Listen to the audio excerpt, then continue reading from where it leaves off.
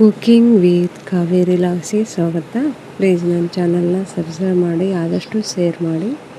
ಇವತ್ತು ನಾನು ಏನು ಮಾಡಕತ್ತೀನಪ್ಪ ಅಂದ್ರೆ ಕೆನೆ ತೆಗೆದಿದ್ದೆ ಮತ್ತು ಉಳಿದ ಹುಳಿ ಮೊಸರು ಇರ್ತೈತಲ್ಲ ಅದನ್ನೆಲ್ಲ ಸೇರಿಸಿ ಬೆಣ್ಣೆ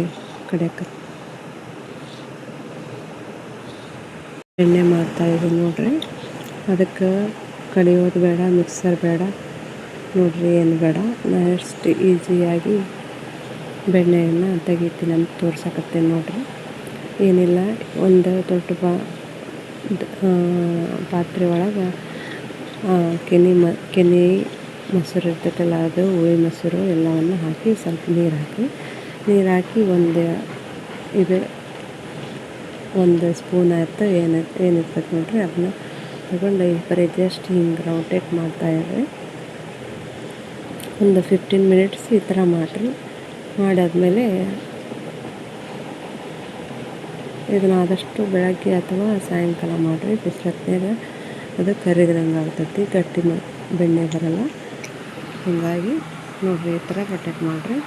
ನೋಡಿ, ಸ್ವಲ್ಪ ಇದು ಚಿಲ್ಲಾಡಕತ್ತೈತೆ ಅಂತ ಬೇರೆ ಪಾತ್ರೆಗಳು ಹಾಕ್ಕೊಂತೀನಿ ನಾನು. ಇಷ್ಟು ತಿರುಗಿಸ್ತೀರಿ.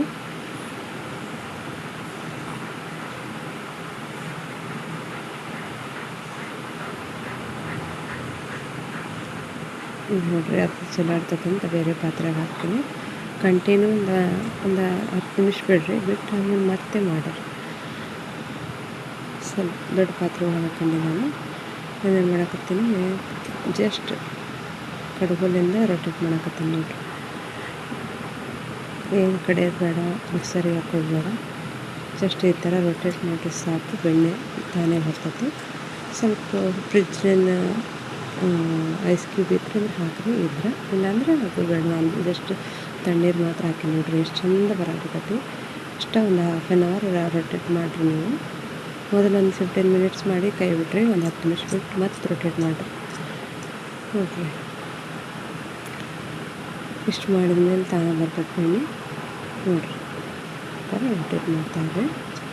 ಈಗ 600-800 ಬೆಣ್ಣೆ ಅಂತಾರೆ 1 kgಗೆ.